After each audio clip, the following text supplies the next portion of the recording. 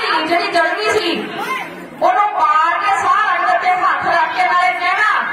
गुड़ खावी पूरी कट्टी आप जाते मीरे को कट्टी जिसे ना इन्ने मारे हालात हुए हो सोचते को जाने की तैयार करूंगा आप लोग देखे कि मैं आगे मेरी फादर मेरे वीर को कर लो नहीं